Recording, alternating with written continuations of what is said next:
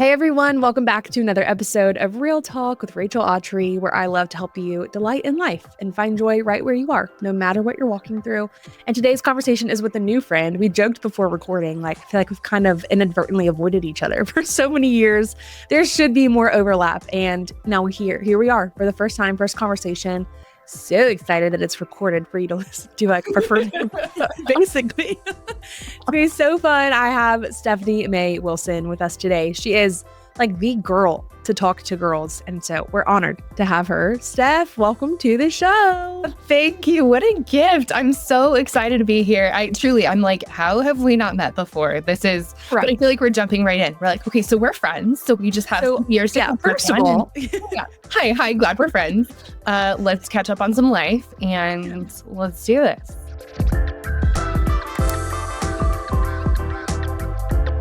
This is the strange but fun part about social media world is, especially when you're in an industry where you consider it work. There are people that you follow pretty closely and you're like, I think if we walked into a room and we saw each other, we'd hug and we'd pretend like we know each other. We have never shaken hands. No.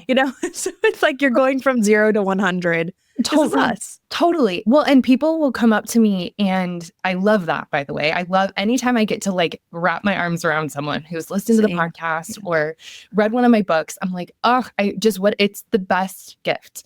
But they're like, is it weird that they'll say hi to my husband or if I'm with my kids, they'll be like, hi girls. They're like, is it weird that I feel like I know you guys?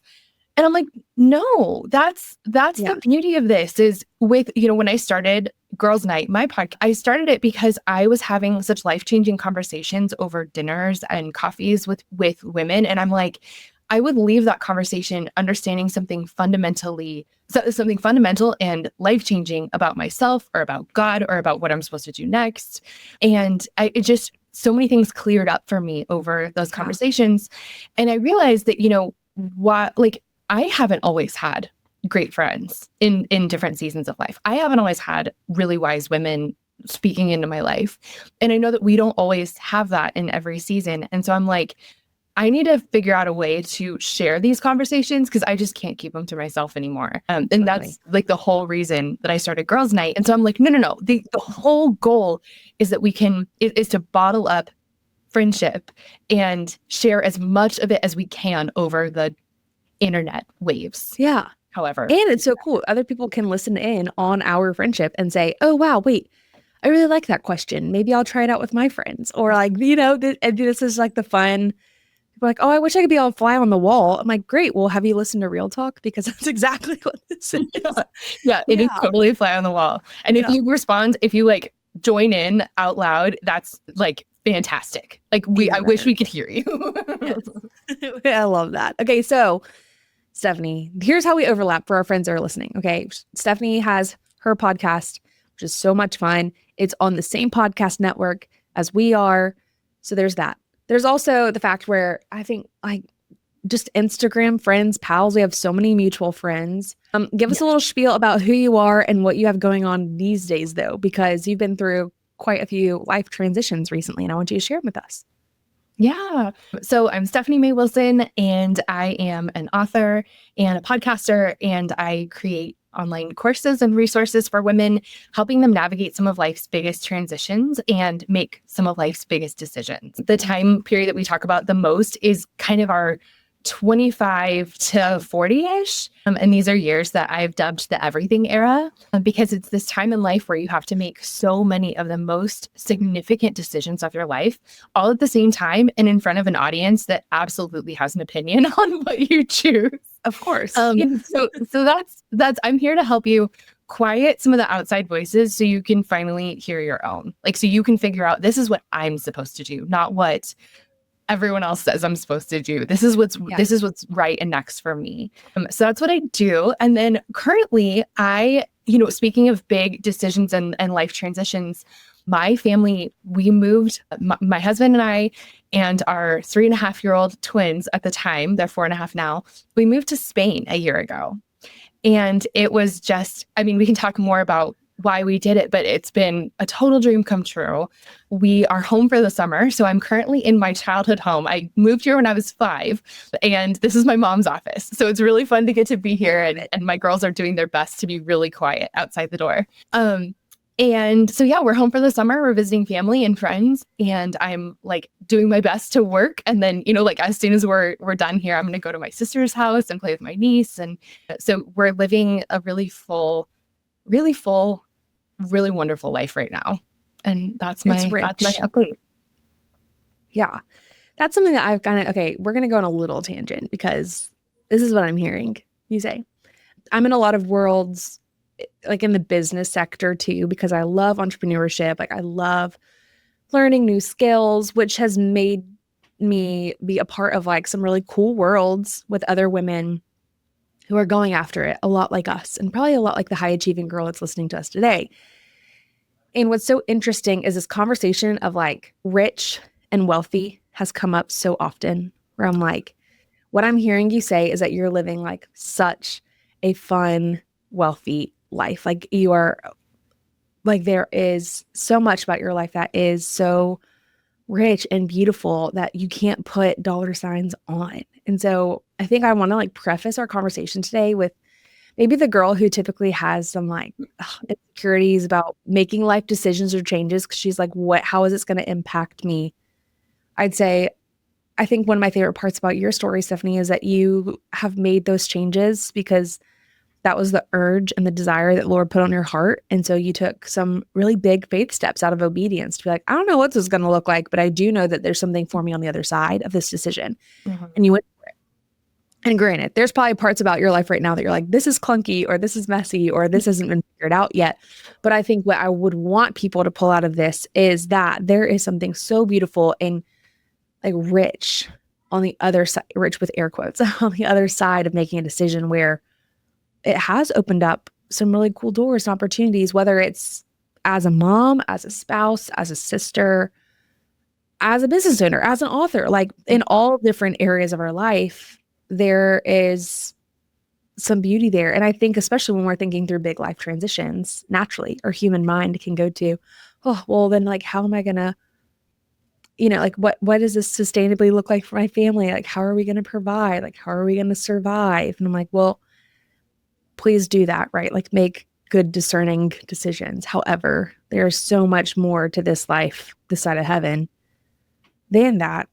And God is so sovereign and cares for us so much, and he's going to provide. So I love that you said that you like tied it to money, because I wouldn't have thought to go there. But one of the things I think people hear when they hear that we moved to Spain, they're like, oh, must be nice. Like, right. Like, yeah, there's so much assumption. Oh, how fancy of you. And the truth of it, the reason that who doesn't want to go live abroad for a year? Like, who doesn't want to? Right. Of course. Yeah. Tell us about your why. Why did you move to Spain? So there's, I'll do the dreamy bits fast, and then and I want to get back to the money piece, because that's a really big piece of it. So I studied abroad. I started learning Spanish when I was 10 in school, and I was so like fortunate to have a school that cared about foreign language. And so I took like Spanish all the way through school, minored in it in college, and I just loved languages. And I learned that if I really put my heart into languages, that was a good excuse to be able to go on some of the like educational trips that schools would offer, and make them sound like a good idea and something worth, like putting money into. And so I got the opportunity to travel to Spain pretty early in life. And so Spain is just like a part of I'm not Spanish by blood at all, but I'm like pretty 100% Spanish by heart, which is just a really cool thing. Like, I am bought into this culture. Yeah. I am bought in. I don't belong there in any other way than my heart and soul. And then in college, I studied abroad in Spain again with my 2 best friends, Kelsey and Michelle. My whole life changed. I wrote a book about it called The Lipstick Gospel, which is a lot of times how people have like found me. It's my testimony. So I met Jesus technically I was in Rome when I met him, but my trip to Spain was this giant life change for me. And so ever since, I've wanted to go back. I've also always wanted my kids, even before I was sure I wanted to have kids. I was like, my non-existent maybe someday kids, I want them to learn Spanish really young because I know how much better it is, how much easier it is if you learn it really young. And so those were a couple of my, I love it. My heart's there. I wanted to, I want to perfect my Spanish. I have maybe a little bit too high of aspirations for my Spanish, but we'll see. I want my kids to learn Spanish. And I wanted to have this opportunity for my family. And so that was a big piece of it. It also helped that my best friend, one of them that I studied abroad with, they were also talking about maybe doing a year abroad. And so pretty quickly we were like, what if we actually did this? And so this last year I spent in Spain with my best friend, her family, and my family. The trick of it is that we are going back for another year and they're not. So I'm about to be a little more lonely this year than I was last year. But the thing that not only the fact that they were going, that helped us push into, okay, we might actually do this. But the thing that was really the tipping point was money. And I'm a small business owner. My full-time job is writing and podcasting and teaching courses.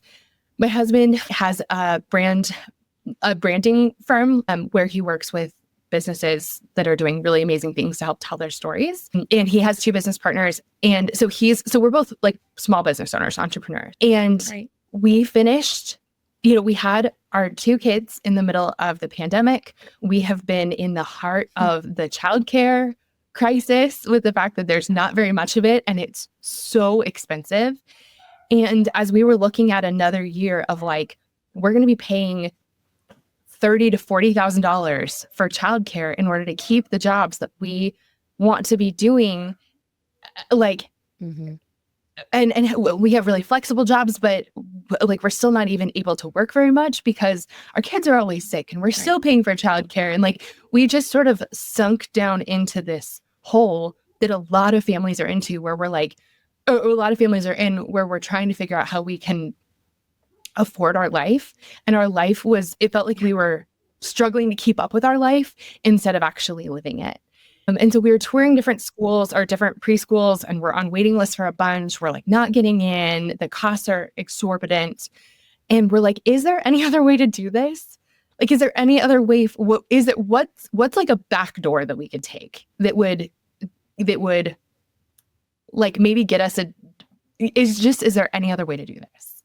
And so we're standing in the kitchen. I call that the third door. And my friend Emily McCormick taught me this. She's like, there's the 2 options we see, and then there's a third door God opens, typically. And this is kind of your third door. Okay, keep going. Yes. Yeah. So we're okay, there has to be another way. We cannot do another year of this. We're standing in the kitchen and we're our math doesn't work. How are we going to afford our house? Is not mathing. The math is not mathing. We had recently moved into a house that we just loved and we thought we'd be in for a really long time. But just all of the pieces together, it's just our life was so expensive. And so we're do we quit our jobs?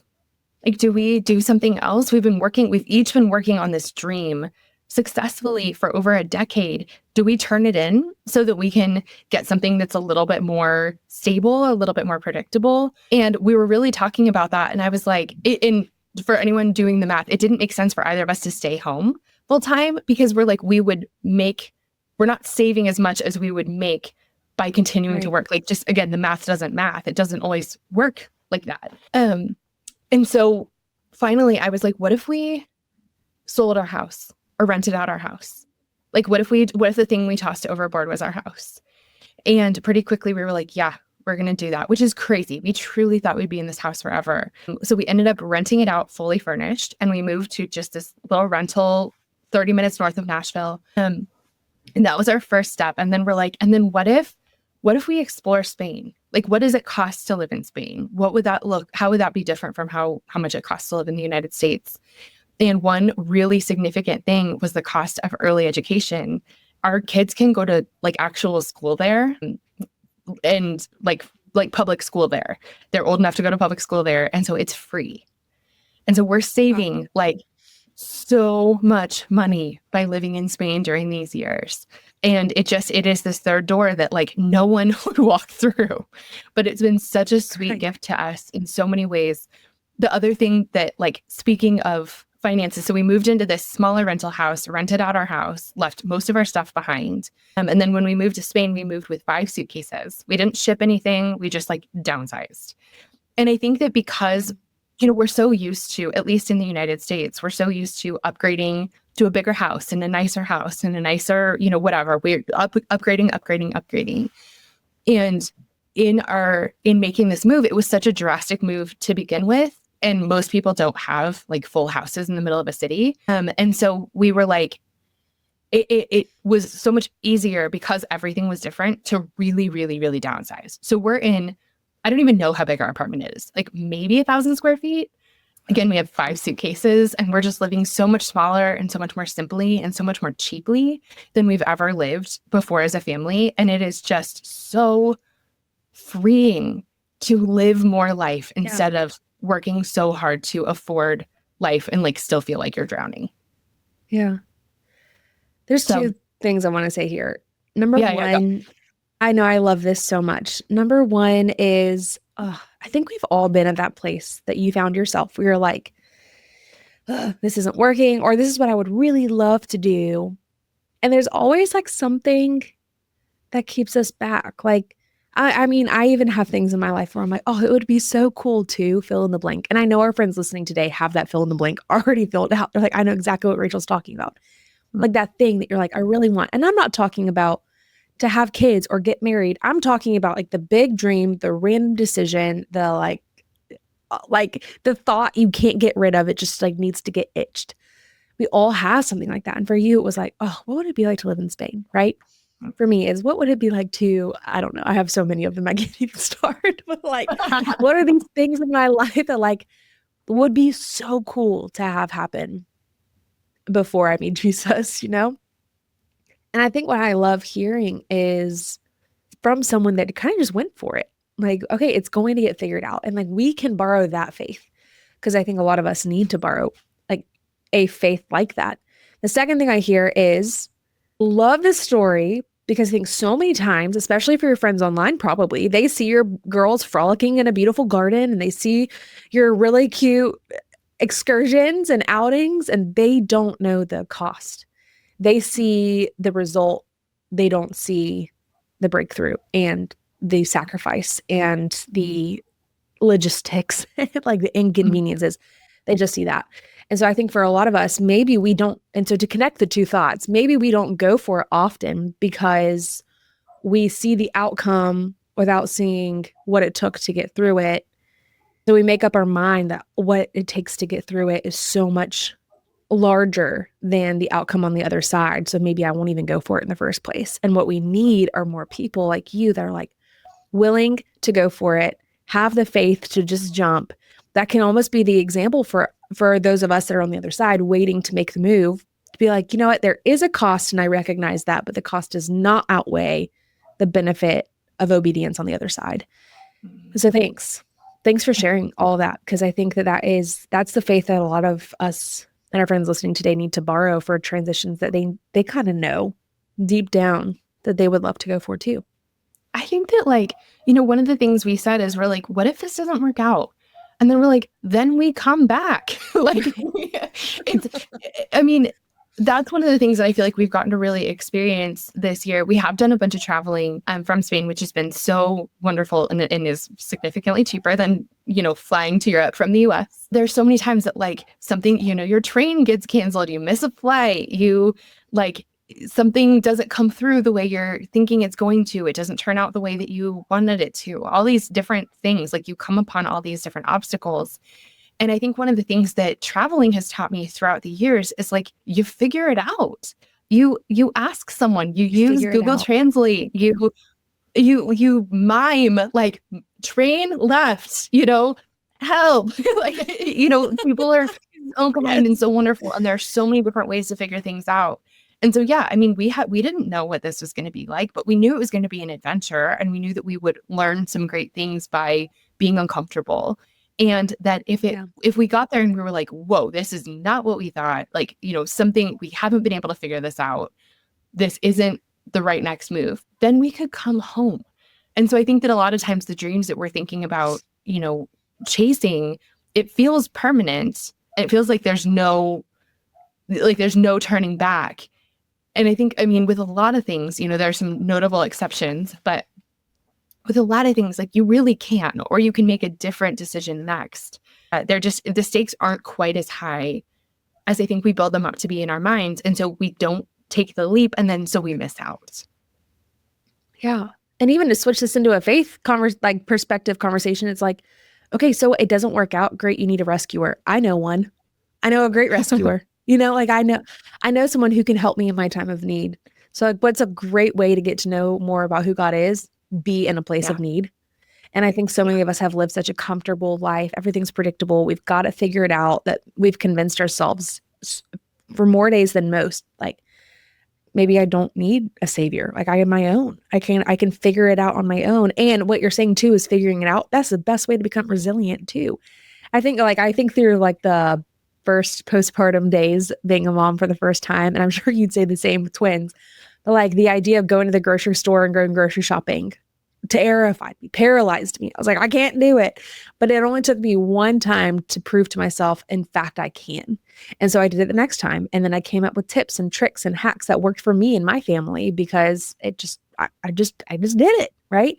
And now I do things, and I have friends online that reach out like, how the heck do y'all do that? And I'm like, I don't know. We just kind of do it, you know, and you set the tone for your own normal is what I'm hearing you say too, which I think is so cool. So beautiful. I think it's just one small step at a time. Like I was absolutely terrified to leave the house with my girls for so long. And I had my best friend, Kelsey, who we had just lived in Spain with. She came to visit me in Nashville when my girls were about 6 months old. And she was like, let's take on a walk. Let's go get out. And I'm like, I don't know how to do that. And she's like, no, like we can do this. Good friend. She's a good friend. I have kids. Like, yeah, she's like, I know how to do this. Let's do it. Let's put them in the stroller. And so we walked to our neighborhood at the time, had just like some really cool restaurants and like brewery kind of things where you could sit outside, and like it just was really community oriented. It was really fun. So we walked to this like brewery nearby, and I'm not kidding. The second we sit down at that outdoor picnic table, one of my kids has a full blowout in her diaper, like full diaper blowout. And I'm like, okay, so I guess we're just turning around and going home. And she's like, or we could just change her diaper. Like, okay. And so I take my sweet little baby into the bathroom of this brewery. It was not a gross brewery. It was a nice brewery, but it just wasn't like outfitted with all the kids' stuff. And I get in there and I'm like, okay, there's no changing table. There's no like counter space where I can lay her down. I have to put this baby on the floor. And so I like, for the first time ever, I'm using all the little pieces of my diaper bag. And, you know, I have the little mat and I lay it out gingerly on the floor, and I change this baby's diaper without harming her, without harming myself, without having anything go crazy wrong. And I figured out how to do it on the floor of this brewery. And I went, okay, like that went wrong. And we figured it out. So next time, like at this point, I can change a diaper anywhere. That's right. Absolutely anywhere. And it just like, you just need that one time of being like, okay, I'm going to try going to the grocery store, or I'm going to take this little step. And every time you do something brave, it builds confidence, and it also builds skills. And so that's how I'm able to travel around the world with my kids who are 4.5, is because I changed that first diaper on the floor of that little brewery bathroom. Every trip to the farmer's market, every trip to the store, like those were the little building blocks that we took as a family to figure out how to be in public with our little circus. And that's how we're able to fly cool places and do cool things now, is because we have that practice under our belt. Yeah. It's those little tiny pieces of evidence that really do add up to a concrete example of like, I can do this, and I can even do it if it goes wrong. I don't have to give up. Exactly what you said. It's not permanent. Everything is figure outable. There was a show not too long ago that I had Chandler Ashcraft on. She's great. She's like the stay-at-home mom who's never at home. So she always adventures with her kids, and it's so much fun. And so we had a similar conversation about like just needing to build confidence, but something that she said, and you said too, and I want to make sure I point this out as a theme, both of you, and I'll add me to the mix, all three of us had to have a friend go with us to help us prove to ourselves that we could do it. For me, it was my friend Leah, and she's like, let's go grocery shopping. And I'm like, what do you mean? How am I going to? She's like, let's do it. I'll push the buggy. You hold the baby. We can do this. And I think it's so beautiful is sometimes it does take friends, and even yours, that like you moved to Spain with, So I also want our friends to hear us say, like, we're not asking you to do this alone. In fact, I think you need to do it with other people. So like hear that theme in this conversation too. Yeah. Oh, I love that. Yeah. You said earlier that I can't even remember exactly how you said it, but it made me think of, you said if you find yourself in a situation where you need rescuing, I know a rescuer. And I think part of the reason that travel has been so important to me throughout the years is because that is where I connect with God the most, because I am so out of my comfort zone, and I am so many things can go wrong, and the things that normally kind of distract me are gone, and I have just new eyes to see the world and God in the world in really fresh ways. And so I love that. My biggest leaps as a person and as a person of faith and as a really every part of my life have come when I'm uncomfortable. But that's uncomfortable. So it's not easy because it's uncomfortable, but that's where I think the best stuff happens. Amen. My husband and I have a thing that we picked up from a show. It's called This Is Us. Have you seen that show? No, I can't tolerate it. Yeah, it's like just like a very intense show about this one family that it follows through all these different things in life. Anyways, there's this one character, his name's Randall, and him and his wife Beth play this game when Randall starts getting really anxious and spun up about a situation. And she's like, what's the worst thing that can happen? Like, she's like, give it dark, like worst dark thing that you can come up with. And then like, typically you can't really actually come up with a dark thing. It's just like, it's not as big of a deal as you think it is in your mind. So like yesterday I had this like really big opportunity and I wasn't scared. There's so much unknown. I was like, and so my mind was going to places, and my husband played the game. He's like, what's the worst possible thing that can happen?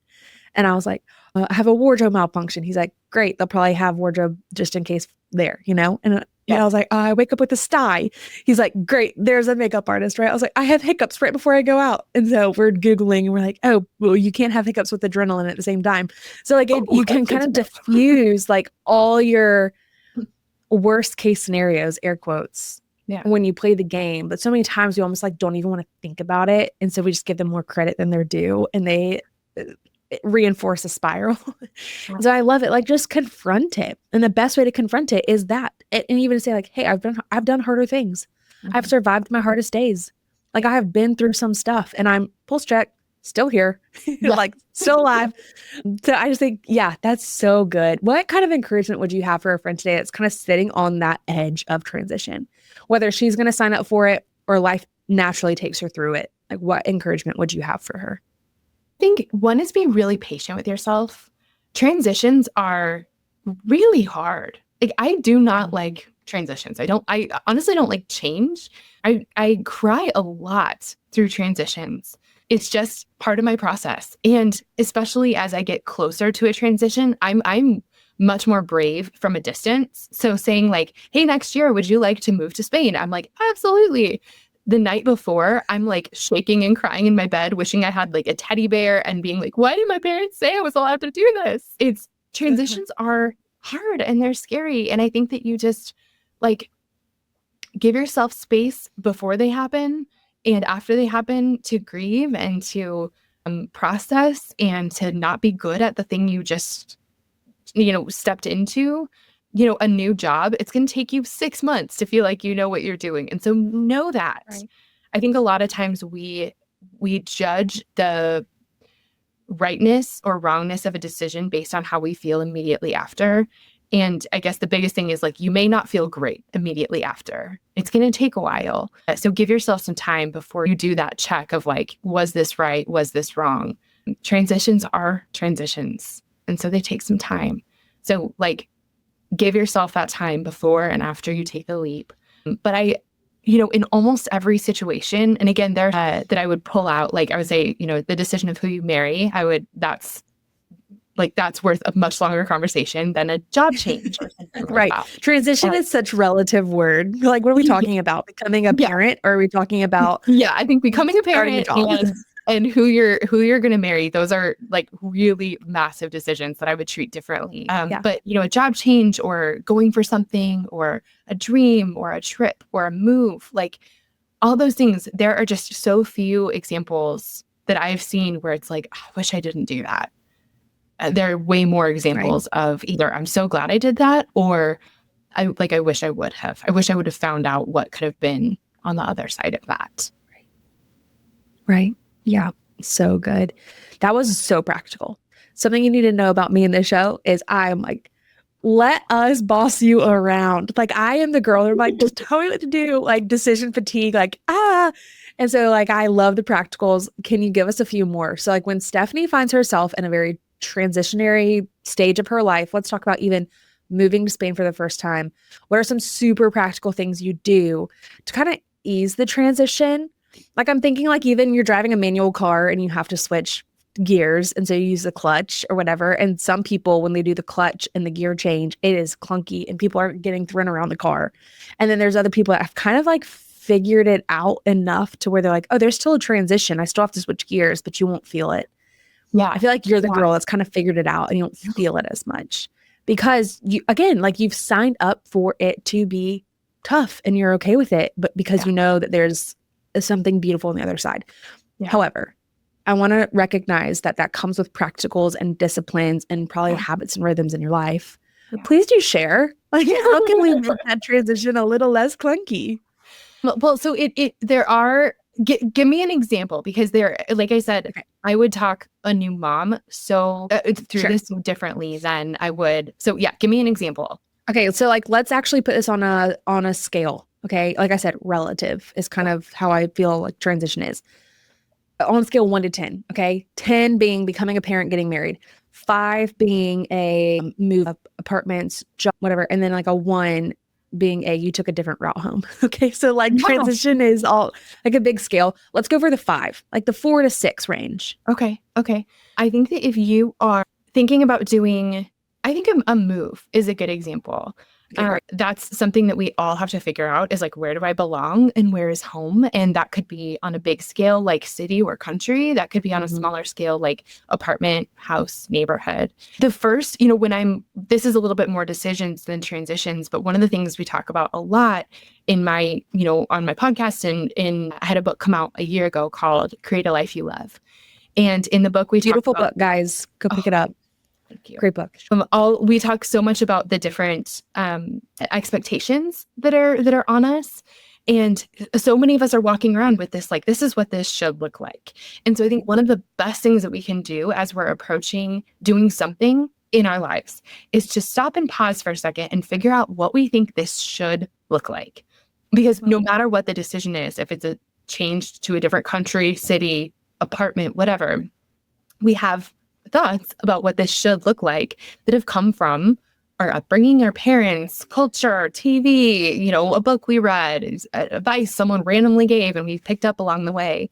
And in I would say most situations in life, the giant ones notwithstanding, there's not really a correct should. Like if you're picking out a new house, it doesn't have to have a kitchen where you entertain. If you're not an entertaining person, you don't need to have outdoor space if you are an indoor cat. It doesn't need to have a certain number of bedrooms if you don't use that many bedrooms. So I think in examining your shoulds is a really, really great place to start, because otherwise I think we go into different decisions and transitions kind of shackled to something that actually doesn't need to be our rubric for what correct looks like. So that's one thing. As like I said, expecting it to be hard, just knowing that any sort of change, like I feel like we are wired against change as humans. It's stability is what we're going for. And so if you're going to disrupt your stability, it's going to be hard and painful. And every time you embrace something new, you're letting go of something old. And so I think just expecting that and giving yourself the space to grieve that, like if I'm moving an apartment or changing my purse, I don't know, like I'm a sentimental person. And so I always make sure that I have time to like remember and spend with, being like, this is where we did this and this is where we did this. And I'm sad that that's over. Giving yourself the space to feel that and knowing that feeling that doesn't mean that you're doing something wrong. It just means you're doing something different. We kind of talked about this before, but really remembering that you can make different decisions moving forward. So if you take an apartment or, change into a new role at work or something like that, like almost always you can turn around and be like, oops, I would like to go back to that old apartment where this apartment doesn't work for me. I would like to I'm going to get a different one. Like there are ways around so many different scenarios. And I think that just helps remove some of the permanence of it. And then, one of the things that, we talk about this in my book also is starting to walk down the road before you feel like you need to make the decision. A lot of times we'll be like, okay, I'm looking at 2 different houses or 2 different, we'll stick with apartments because I feel like it's just the comparison's a little easier. You're like, this one's a little further from work, but it's cheaper. This one's a little closer to work and it has a pool. Like, this is, you're weighing the pros and cons of all these different things. And then you actually make your decision, and it's kept you up at night for weeks. You actually make the decision and you find out that one of the apartments hasn't been available for months. They just forgot to take the listing down. And you're like, are you kidding me? Like this wasn't even a choice I could make. And I spent weeks, months sweating over what the right thing to do was. And so something that I've tried to discipline myself into doing is like, why don't we just walk down the road a while? Like before you decide if you should move to a different country or city or anything, find out if it's even an option. Like do some Googling. Like Google is your friend in these scenarios. Just because you're looking it up doesn't mean you have to do it. It just gives you the information to know if it's even a possibility or not. Those are a couple of my go-tos. I love that. And I even want to speak to like the whole grieving part of it. I've heard this and it's been so helpful, but like we've moved a lot in our life just because of the traditional military lifestyle. And I think it's so beautiful whenever I'm sad, but there's almost this gratitude that I'm sad because it's proof that I did it well versus leaving and being like, oh, good riddance. Probably means I didn't make the most out of that season. So whenever there's something to grieve, it means that you did it well, right? Like you fully planted and invested and gave it your all. And that is all we could ask of ourselves, is just that we gave it our best shot. Yeah. And I think one of the things that I've held on to for years and years and years, what this is going back to the very beginning of the story, the very first piece of scripture I ever heard was written on the mirror in my sorority house in lipstick. And it was Habakkuk 1:5, which Bible scholars, it is totally out of context used in this way. But I feel like it reflects so much of what I've learned to be the heart of God. But the verse says, look the nations, watch and be utterly amazed, for I'm going to do things in your days you wouldn't believe even if you were told. And I immediately, the whole story of my book, The Lipstick Gospel, is how that verse just completely changed my life.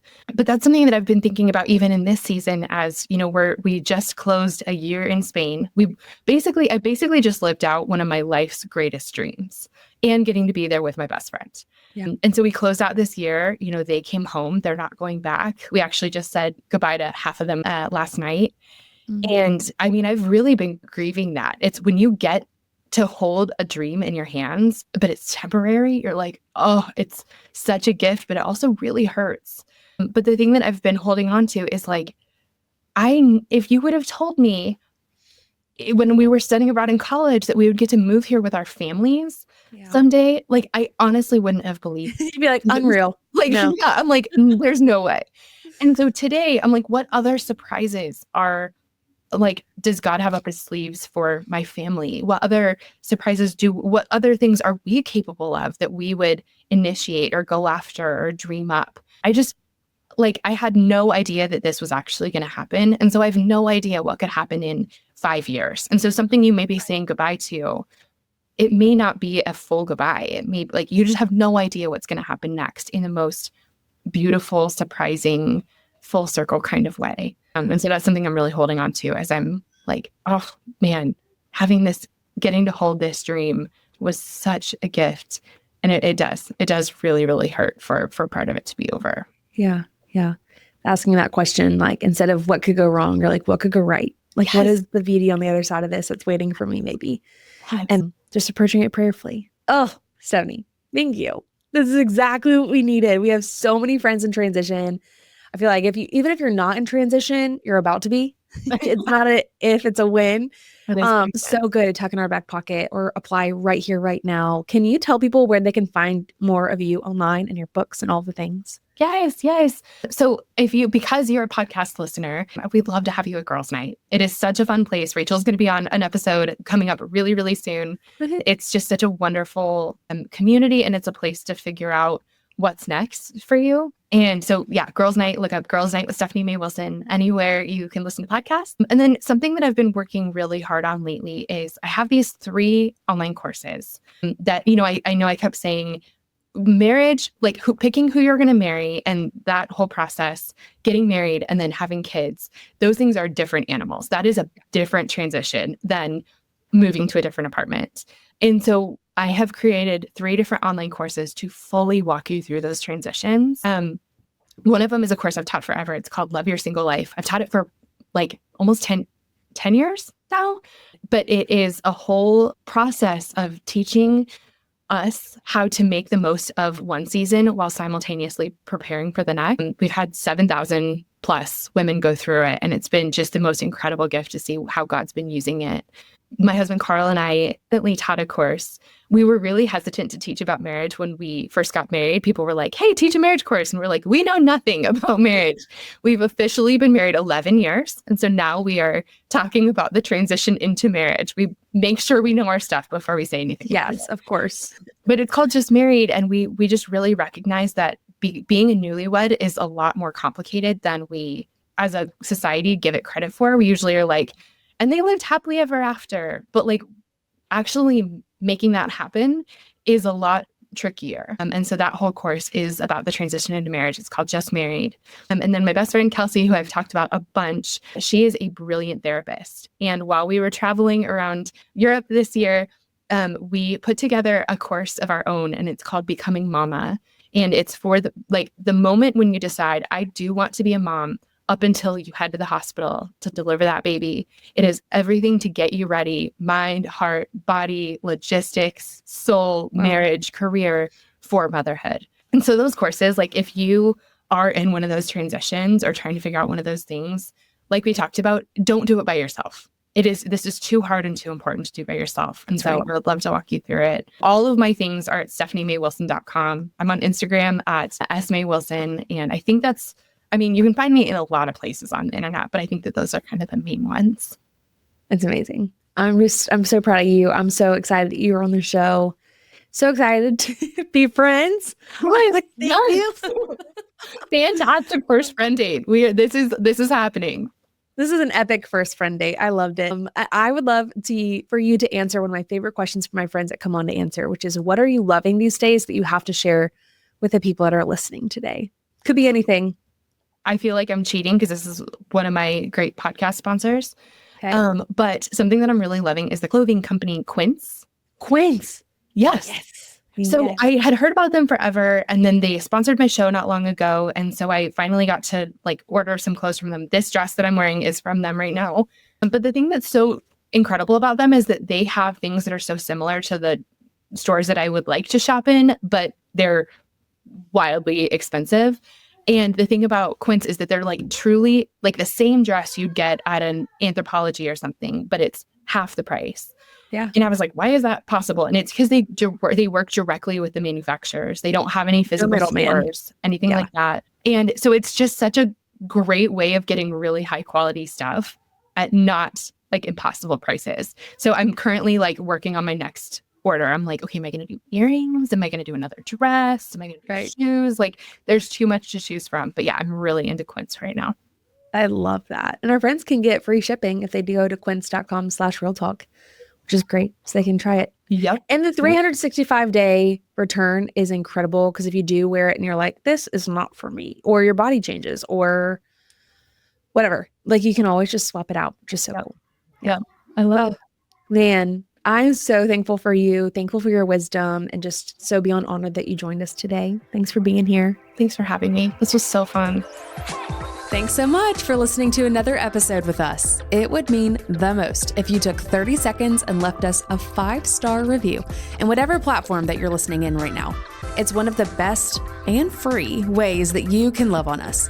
So don't forget that anything we mention in today's episode, from resources, products, and more, can all be found in our show notes at realtalkwithrachel.com. For more updates, behind the scenes, and fun chats, head over to Instagram and follow us at Real Talk Podcast.